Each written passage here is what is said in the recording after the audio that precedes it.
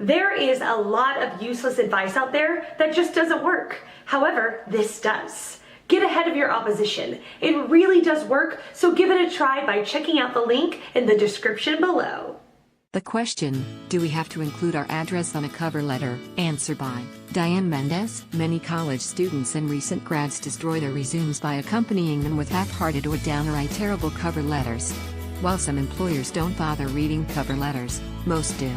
And they will quickly eliminate you if you make these cover letter mistakes. This helped me land my first job. Free cover letter video for the serious job seeker. Employers tend to view typos and grammatical errors as evidence of your carelessness and inability to write. Proofread every letter you send. Get additional cover letter help by asking a friend who knows good writing to double check your letter for you. Some job seekers, college students, recent grads and even those with years of work experience don't bother sending a cover letter with their resume.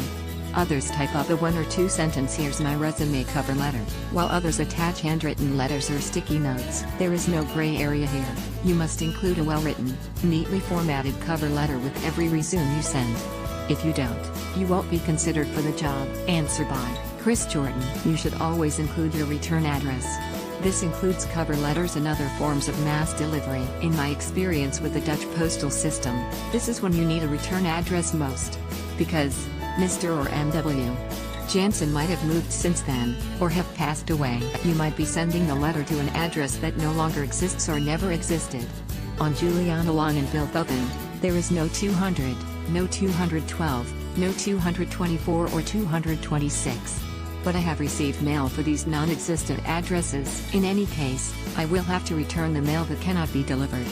Here are my options. You have a return address. I send it back to you with a sticker explaining why it was returned. You don't have a return address. My only option is to send your mail to the dead letter office, and you will never know why you did not get a response. Which would you prefer? If there is no return address, your postal service has very few options for helping you. Answer by Kara Heilman. From a branding perspective, I recommend you use the header from your resume as the header for your cover letter.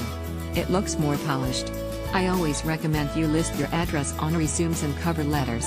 Raises too many questions in my mind as a recruiter when I do not see an address. Just my opinion as a recruiter.